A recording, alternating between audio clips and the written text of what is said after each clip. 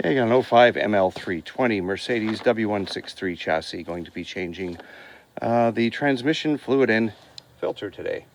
There's the filter and the gasket. Make sure you have those beforehand. I'm going to be using Valvoline Max Life ATF, which is NAG 1.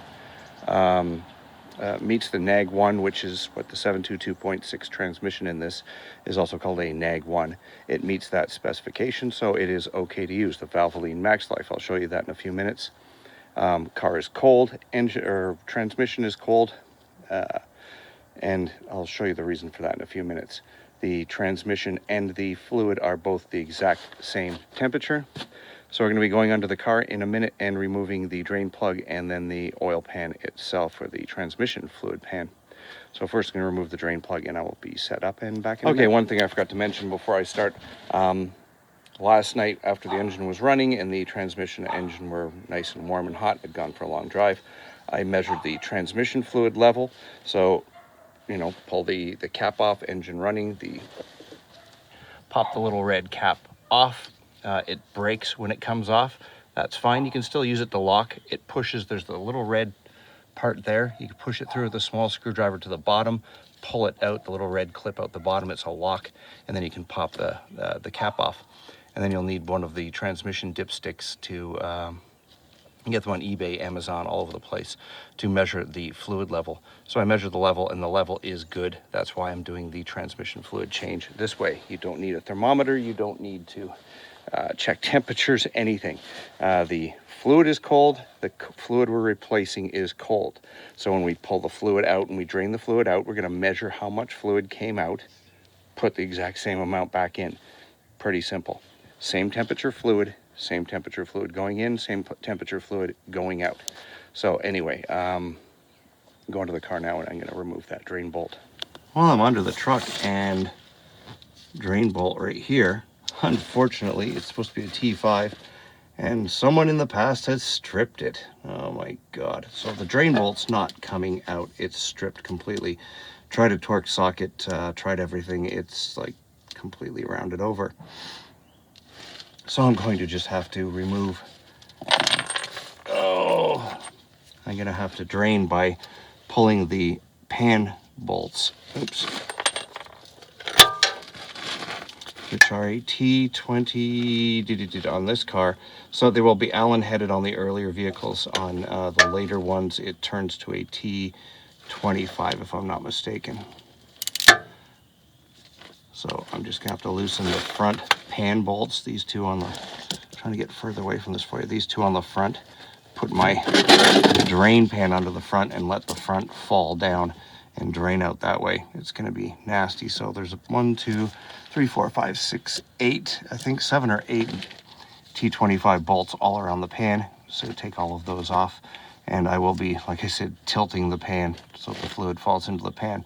Not optimal, but my drain bolt, there's nothing I can do about that. I might be able to weld something to it once it comes out, weld a bolt to it so I can do it more easily later on, or try and clean out that hole. I can't really see, but it's it looks, well, it's stripped. So I'm going to take all of those bolts out, tip the pan, and you know, some people always say, you know, why is my video production quality so bad? Well, I'm working on stuff the same way you're working on it, with very minimal room under your car, usually in the driveway or in a garage or something, on ramps, maybe not on ramps. I'm not even doing this on ramps right now. Not on jack stands. I'm just underneath the car because I want the level to remain the same. So yeah, I work on stuff the same way. I'm seeing things the same way that you're going to see them when you're under the car. You're not going to be in a well-lit studio with halogen lights and 4D cameras and blah, blah, blah all around. You're going to be under your car in the dirt, in the muck, on the driveway, in the cold when it's wet. That's the way I do stuff because yeah, that's the way I do stuff. And that's the way you see me do it, and that's probably the way you're going to be doing it. Anyway, again, I'm going to loosen those bolts, tip it down.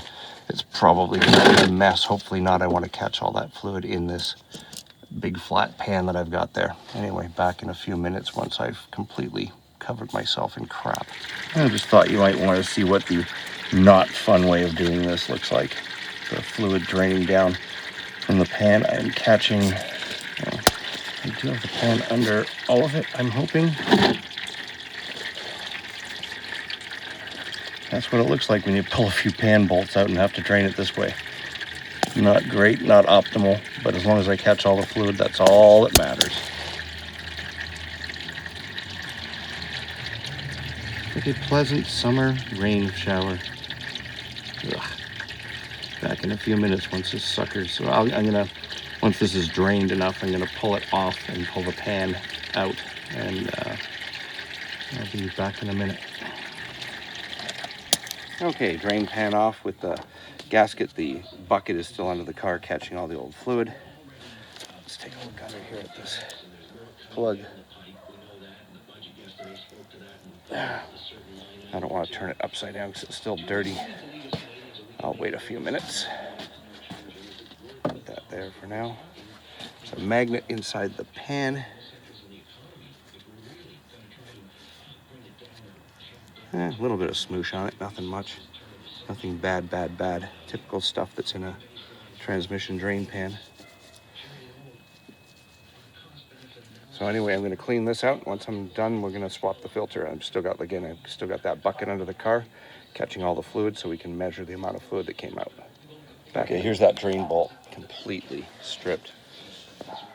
And I've cleaned off now transmission fluid pans when doing the transmission fluid. Clean. No lint. Lint-free cloths, microfiber if you can. Clean everything off with microfiber. I just have to go into the car and pull the old filter out and pop the new one in. Back in 1 sec. Okay, here we are underneath. And here is the filter. I'm going to grab it from the square side, pull down, and then catch the rest of that damn fluid. Would have been a lot better with a damn drain bolt, let me tell you. So anyway, we'll grab our new filter.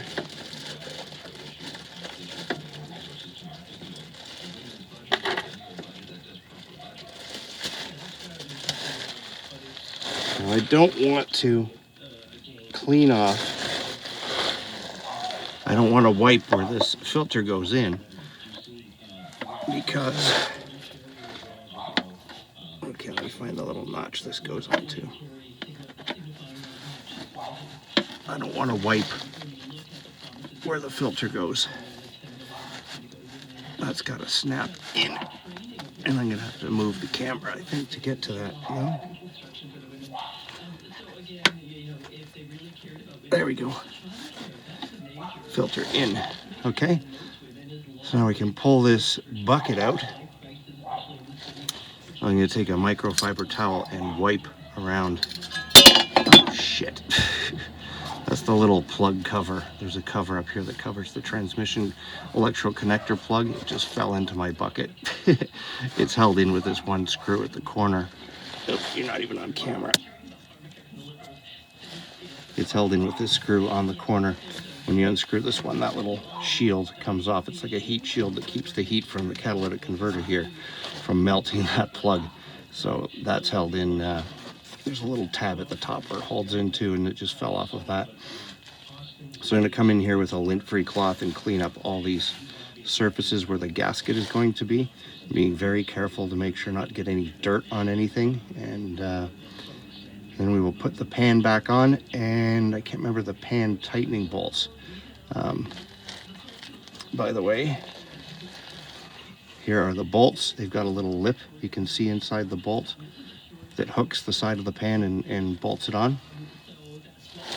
So anyway, I'm going to clean all that off, put the pan back on. You don't need to see that. It's, we've just done the filter. So I'm going to clean that off, put the pan back on, clean pan, and then we're going to fill, which is going to be very simple after we measure how much fluid came out of this thing. Okay, so the pan's on. I'm just draining the oil 1 liter at a time into this measuring cup, measuring it out from here into here. This will be liter number 3. It looks like there's going to be about 3.5 liters came out. This is a drain and fill. This is not a flush and fill. I didn't drain the torque converter. Mercedes doesn't do it. Mercedes doesn't even recommend doing it.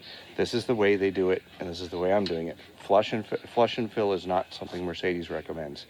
drain and fill, and that's what I'm doing. If you go to the Mercedes dealership, this is what they'll do. They'll just drain your transmission fluid and refill. They will not drain the torque converter. They're not going to flush it. This is what they're going to do. So there is still, obviously, this is an 8-liter, I think 8-quart or 10-quart transmission. So there's still fluid inside that transmission. It just doesn't come out when you do every fluid change. That's why you should do your fluid changes every 50,000 miles or so. So getting this old crap out, new stuff in, and then do it again in another year. Do it again. It doesn't cost much. It just keeps the new fluid in there. Doesn't have to be 100% new fluid. That's not 100% necessary. Same as changing brake fluid, or not brake fluid, sorry, power steering fluid. It does not have to be 100% new. When you change your oil, your fluid's not 100% new. There's still old oil at the bottom of the oil pan. As long as you're getting mostly new fluid in there, getting the filter changed, you are fine. So this is going to be about 3.5 liters, and I'm going to, once I get this measured up and poured into the jug and measured, I think it's going to be about 3.5 liters. Maybe a little bit more for a little bit of spillage when that pan came off. But I'll let you know. Back in a second. Okay, so, sorry, there's a little bit of smoke because I missed with my fill funnel, popped out a little bit. And I got a little bit of transmission fluid on the exhaust manifold, so it's going to smoke a tiny little bit. Hold the transmission filler cap off. Again, I showed you this little red button, a little lock clip. You push it all the way through, pull it out the bottom, and then you can set it back on top. When you push the cap back on again, push the red thing down and it'll lock it in place again. You can reuse this little thing without having to buy a new little red locking tab every single time. Just push it out to the bottom. Anyway, put 3.5 liters, a little more than 3.5 liters, about 3.75 liters in. Actually, probably closer to 4, considering all the spillage and stuff from that having to dump the pan, unfortunately. So I put 4 liters in, went for a drive to warm up the transmission, get everything flowing and stuff, went for a drive for about 10-15 minutes. Engine's up to temperature, transmission's up to temperature. You don't need a temperature gun to read this. Get your car to normal operating temperature, park it, leave it in park, engine running, and now we're going to use the dipstick and take a reading. This is the Mercedes specific dipstick you're going to get off of eBay or Amazon or wherever you buy it.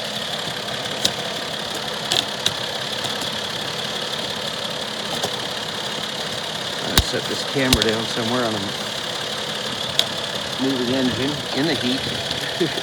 Or in the dark, I mean, sorry. Okay, let's try to do this.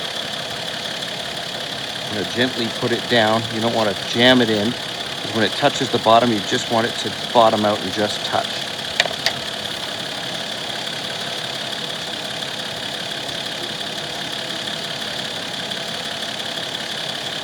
And that's it, just touching.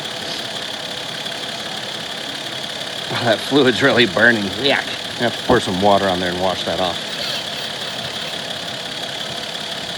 And take the reading. Can you see that? It is just, I think it's in the hot. Let me clean this off again and do it one more time. I think we're dead in the right zone.